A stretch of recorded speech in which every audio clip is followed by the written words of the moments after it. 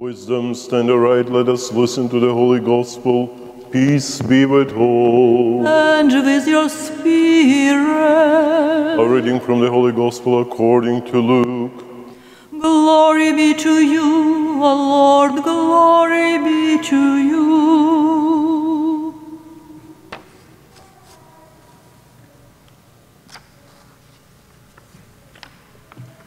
Let us be attentive. The Lord told this parable. There was a rich man who had a good harvest. What shall I do? He asked himself. I have no place to store my harvest. I know, he said, I will pull down my grain bins and build larger ones. All my grain and my goods will go there. Then I will say to myself, you have blessings in reserve for years to come. Relax, eat heartily, drink well, enjoy yourself.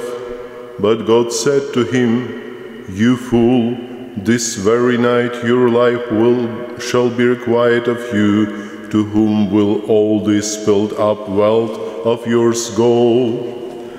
That is the way it works with the man who grows rich for himself, instead of growing rich in the sight of God. Glory be to you, O Lord, glory be to you. Glory be to Jesus Christ. Slava Isusu Christu. Slava навіки. So, my dear brothers and sisters, there is one word that actually combines both of the readings we just listened to. And that word is fool. What does it mean to be foolish? Actually, many people think, first of all, about a person that is not capable to gather knowledge, that a fool person is kind of disadvantaged because of her poor intellectual capabilities. But this is not the case in the readings we just listened to. What it does mean to be fool? This example of a foolish rich man shows us that the foolishness is not connected to the lack of knowledge. It is in a some way, but this is not the academical knowledge. This man knows his ways. He became rich not because he was stupid, but at the same time he is not willing or capable to look through his life and see what is really important. At the first point, Jesus is telling us that whatever that rich man get in his life was not actually as a result of all his efforts, but as a gift. You see, those first words in the parable about rich harvest, this is not because he was so good. I think in Greek text is written that this man received that harvest from the earth. The soil brought this really good harvest. And we know even in our modern age, with all the technologies we have, with all the capabilities we have to reach that great harvest, this is not always the case. If summer is too wet or too dry, then we have so many problems and troubles, and not just the small farmers, even great corporations with all those technical tools they have. It's hard to rely just on your own knowledge. You need to rely on higher powers, as people today would say, but people in the scripture know you need to rely on God. There is no other way to get to the good harvest. But what this rich man sees in that sign, He does not see God. God doesn't matter to him. Everything he has in his life, he claims, is because he is so good, because he knows how to deal. And that lack of gratitude and relation to God makes him foolish. And sure, this is kind of foolishness that many of us have too. But maybe therefore we have those beautiful feast days like Thanksgiving in order to remember that what we have is a gift from God. Starting with our life and then everything else that we have. This is because of His generosity and not because of our awesomeness. There is another aspect of being foolish in this parable we just listened to. That man, he does not see anyone else in his life. Not just God, but anyone else is not present. And therefore, so many times we hear in this parable words, I and mine. It's even so strong and so foolish that he does not have anyone to speak to. It's not like he is speaking to his wife or his children or people who are around him. He is just speaking to himself. Some may say this is a medical condition already. He is mentally unstable. But sure, we speak to ourselves too. Sometimes we have some even lengthy arguments with ourselves. But how Jesus is presenting that rich man shows us that this man is alone.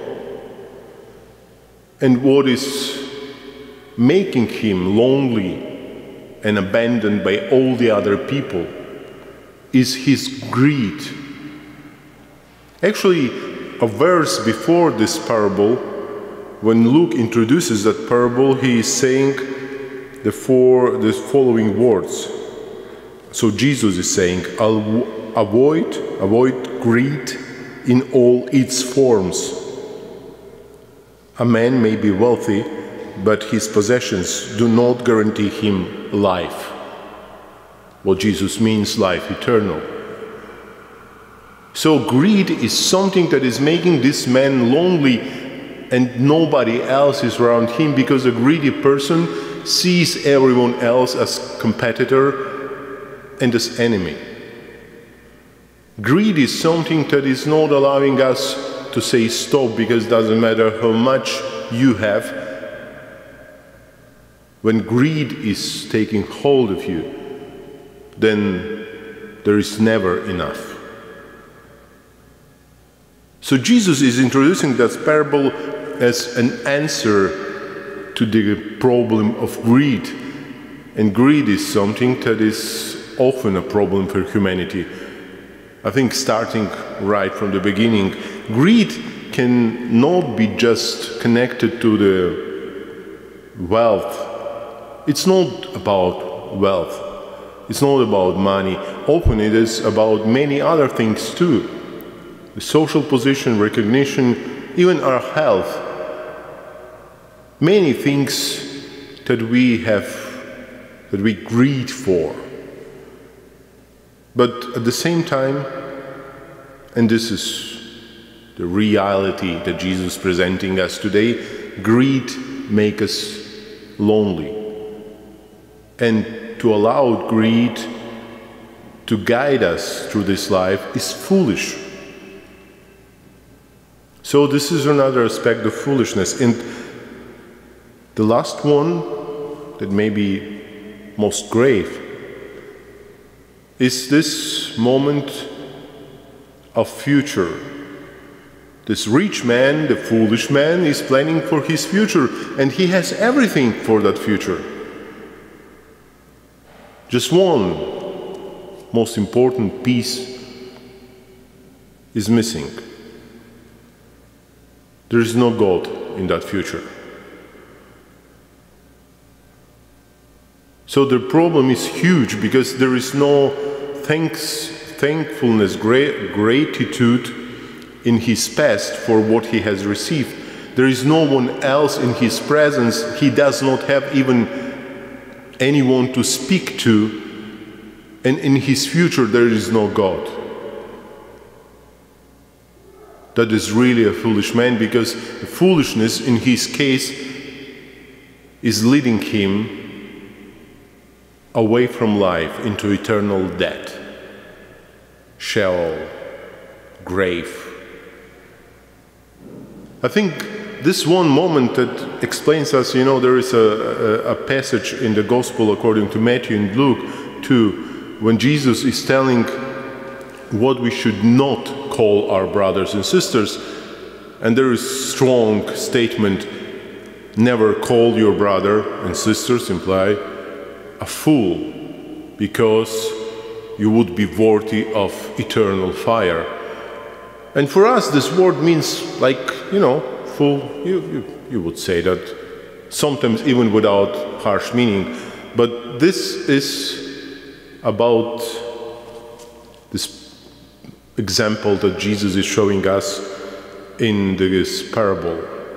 A fool man is a man who has wicked life, and his life is never in the presence of God. He is greedy for everything and even for his own life, and therefore he is losing everything. He is cutting himself from salvation, from life eternal. This is foolishness, sorry. So if you call someone foolish, it means you are judging him not worthy of being saved. Sure, we can act as foolish people. Sure, we can cut ourselves from salvation, but this is not ours to judge the others. And therefore, we should look at ourselves in our own lives. We should try to judge ourselves. Are we foolish? Yes, maybe we have some degrees in knowledge, but do we have that real knowledge what it does mean to live? Because God is not wanting us to be foolish. He wants us to be smart, wise.